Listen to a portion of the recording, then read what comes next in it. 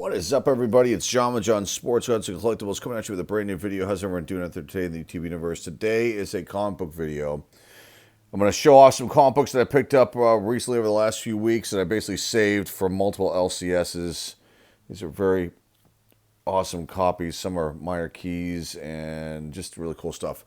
First, I want to talk about this. I'd gotten this certified by JSA back in March. It's E-Man issue number 1. It's got signatures inside of Joe Staten and Nikolai Kuti. Nick Cuddy. And it's personalized to a person named Eric. Best wishes and then kindest wishes.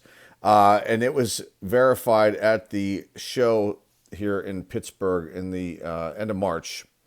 And then there was this massive delay. You can see the signatures right here. And I was really nervous that something had happened here. This took almost a little over 5 months to get back, this LOA, Letter of Authenticity from JSA, and it finally showed up. So, moving forward, JSA, just have to keep on them, and this isn't anything to slam them. I know that they're definitely overworked, but it was kind of a very nerve-wracking type situation. So we've got this. This is awesome. I have to figure out what I'm going to do with this. I'm going to keep it or if I'm going to sell it. And to have both of these guys sign this book, is pretty cool. They're the creators of E-Man. This is from 1973. It's issue number 1. It's actually a very high grade, being that it's a Charlton Comics. I don't know what it would grade out as, but definitely not like some mid-level grade. Definitely the 7.5, probably 8.0, maybe higher range. It actually has white pages, which is just phenomenal, because most Charlton comic books in general don't have white pages because they were printed on cheaper, like newspaper type paper, and they were just cheap, that company. But this one, somehow survived, and I found this for a whopping $3. Yeah. And LCS. So let me go into the next part of the video here. We're going to showcase these comic books that I have. They're all over the map as far as it's all bronze, a couple silver, maybe one silver, and I apologize for the lawnmowers in the background. They're doing lawn outside, and there's actually one Golden Age book in here too as well that I found, and pretty awesome stuff. So let's get into those right now. Here's the first 3, like Doom in threes. You've got Hercules Unbound, your left-hand side. In the center, you've got Green Lantern versus Green Arrow, a beautiful copy. And then the Doom Patrol, another awesome, beautiful copy. And these were I think every one of these were $3. And yeah, I lucked out here big time. So, Hercules Unbound from issue number 12 from 1977, raw grade, roughly like an 8.5, value $4 to $6, not a key. Cover artist Walt Simonson. Story title Chaos Among the Gods. Written by Cary Bates with interior pencils by Walter Simonson. Its apocalyptic Bronze Age tale concludes with Hercules battling the anti-gods and 5 Olympian deities to determine the fate of Earth. I think this might be the last. It's a final issue of the series, so it's the only reason why I picked this up. Pretty awesome cover though, definitely cool, and definitely a nice higher raw grade right there. In the middle, you got Green Arrow versus Green Lantern, issue number 99 from 1977. Roughly like a 9.2. Very, very valuable. Just so you know, the AI helps me with these grades out, and then I kind of tweak things here and there. Saying the value of this kind of grade and a raw value, $35 to $50. It's up there. It's around that range, maybe a little bit lower. It's a minor key. Cover artist Mike Grell. Story title The Rebirth of the Green Lantern Corps. And let's see, written by Denny O'Neil, featuring high-stakes action involving Hal Jordan and Oliver Queen, tracking down interstellar corruption and reestablishing the foundations of the Guardians Galaxy Police Force. And this is actually a really awesome pickup, considering that Lanterns is a new series on HBO, and it's actually really good. I'm not a big superhero type movie or series fan, but that has been pretty intriguing because there's actually a story and the acting is good, and it's just really cool. If you haven't seen it, it's called Lanterns I highly recommend you go check it out. And the last one over here on your right-hand side is the Doom Patrol. Issue number 1 from 1987. Considered a minor key. This is probably like a 9.2, 9.4 grade. 18 and 22 bucks. It might be a little bit high. They made a lot of these. It's got a nice wraparound cover. Steve Lightly is the cover artist. Story title: The Doom Patrol, and it's the kind of like another relaunch, revitalization of the franchise following Crisis of Infinity Earths, and it features a classic wraparound cover highlighting Robot Man, Celsius, Tempest, and Negative Woman. Pretty cool stuff right there. Let's get into the next 3 and try to make this one a little bit faster. Next up, got some cool ones here too. 2 DC issues and 1 Marvel. You got The Man Called Nova on your left-hand side. Let's start out with him. That is issue number 8 from 1977, roughly about a 9.2, 9.4. Since it's worth 18, 22 bucks raw in that kind of grade. It's a minor spec issue. First appearance of Alexandrian.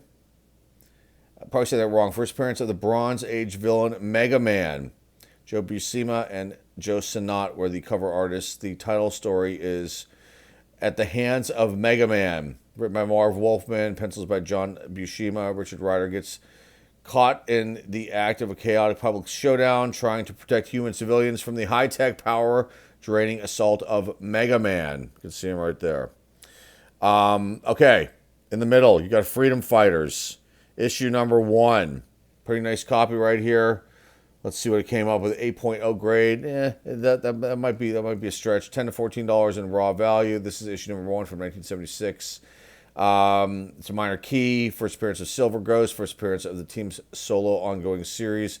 Cover artist Uri Chan. Big name right there. Story title: The Freedom Fighters. Written by Jerry Conway and Martin Pasco. The plot chronicles the group's transition from the Nazi-dominated Earth X over to Earth 1 to combat domestic or organized crime, arriving directly in Times Square. Very cool. And then next to it, issue number 2. Not a key, but still a cool one to have. 1976, 8.5 roughly on the grade, 6 to 10 bucks in value. Not a key. Dick Giordano and Tatiana Wood did the cover. It's just an untitled continuation plot.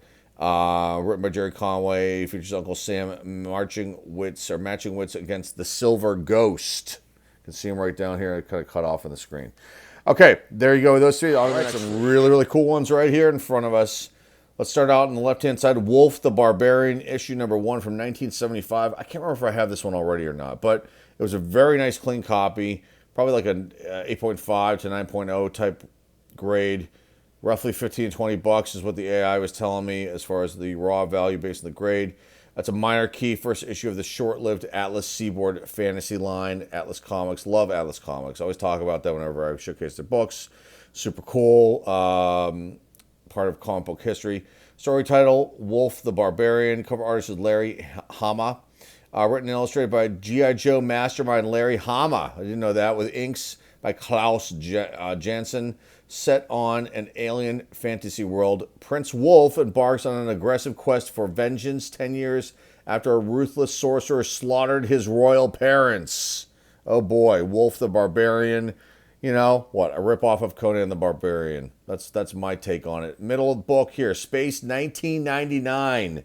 Issue number 4 from 1976. This is my first Space 1999 book.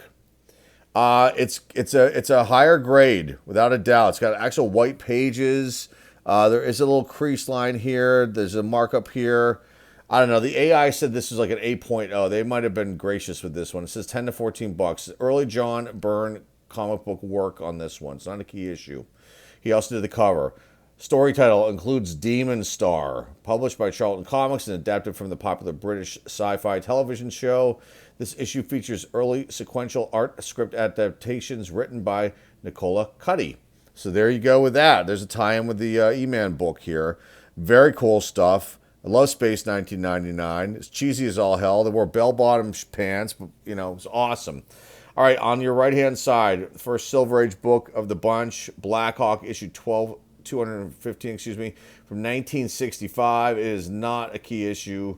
Raw value, it said this was a 6.0, but I don't know. That might be too nice. Probably less than that. 8 to 12 bucks in value. Dick Dillon and Charles Quidera. I think I'm saying that right or wrong. I'm not sure. Story title: The Killer Who Captured the Blackhawks.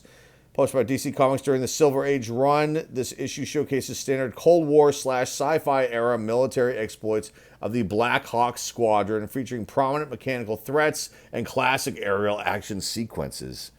Black Hawk was actually very, very popular. It's awesome. It's got the 12-cent cover price and a very cool one to add to the collection. Very cool stuff, without a doubt. Okay, so let's get into the last 3 books. Last 3 books. Let's start out with Peter Parker, the Spectacular Spider-Man. On your left-hand side. Excuse me, issue number 29 from 1979. Marvel's TV sensation. Yes, go look up the old Spider-Man TV shows. They kind of made some of the movies, and they're really, really cheesy. Raw value, well, it said this is like a 9.4, but I think that might be a little bit gracious. Value then, if it is that, $20 to $35. Raw copies lean towards the lower end, while graded variants spike higher, it said. Let's see, key issue, it's a minor key, it's a spec. First appearance of the obscure villain Darter. Key Carrion storyline, it says here. Cover artists Keith Pollard and Bob McLeod. Story title, Dust to Dust, written by Bill Mantlo, with interior pencils by Jim Mooney. This issue features a brutal, high-stakes battle inside the ESU library, where the grotesque villain Carrion leverages his knowledge of Spider-Man's secret identity to terrorize Peter and the White Tiger, who's in this too. Awesome. Love it. Don't have this issue. Now I do. Let's go to the one on the right-hand side, and we're going to talk about the one in the middle at the end. Captain America and the Falcon, issue number 140 from 1971. So another Silver Age book showing up here. Raw value, since it's a 3.5 grade, $3 to $6. It's a reader copy. But I don't have this one, and it's pretty awesome. And it's definitely got some wear on it. It's got a, line thing here. It's got some creases you can't see in the corner down here in the bottom. Let me see if we can slide this over just a little bit. You can kind of see the edge of them right here. It's a reader copy, but it's a cool one, and I wanted to pick it up. Let's see. It is a minor key, and early classic Falcon partnership issue. John Romita Sr. did the cover. The story title, The Brain Mufti and the Mega Man. Written by Stan Lee, with dynamic artwork by John Romita Sr. Captain America and Sam Wilson team up to take on the classic threat of the Grey Gargoyle, showcasing the early high-energy Bronze Age transformation of Steve Rogers' solo title into a dual-billing franchise. So I said Silver Age. It's Bronze. My apologies. So 1971. There's only one silver in this batch. The other ones are in the other batch, I think. All right. The middle book. Walter Lantz New Funnies. Where's my info on that one? Okay, now this one is actually in pretty damn good shape. And it's got white pages, and it's a Golden Age book. It's got this like a line right here where it must have been folded over, to put in the mail slot. You see that a lot. Or it's a slice. I don't know.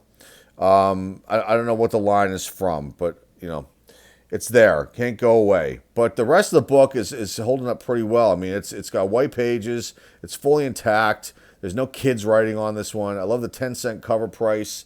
Very awesome stuff. This is issue 230 from April 1956.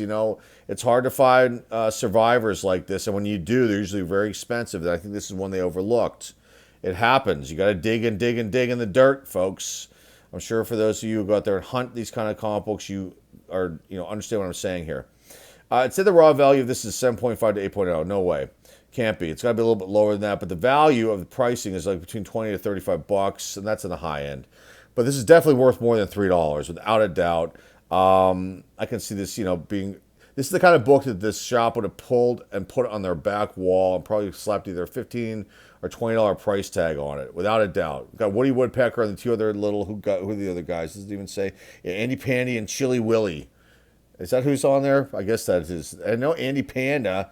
Is that Chili Willy? Maybe he's the rabbit. Anyway, it's not a key. It is Dell release and features multiple untitled funny and animal anthology shorts published by Dell Comics, classic Golden Age anthology comic featuring licensed Walter Lantz cartoon characters, primarily highlighting the misadventures of Woody Woodpecker and Andy Panda and Chili Willy.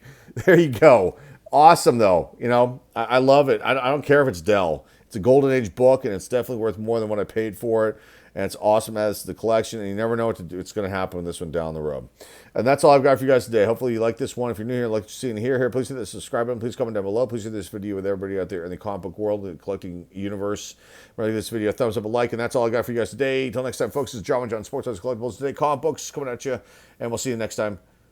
Take care.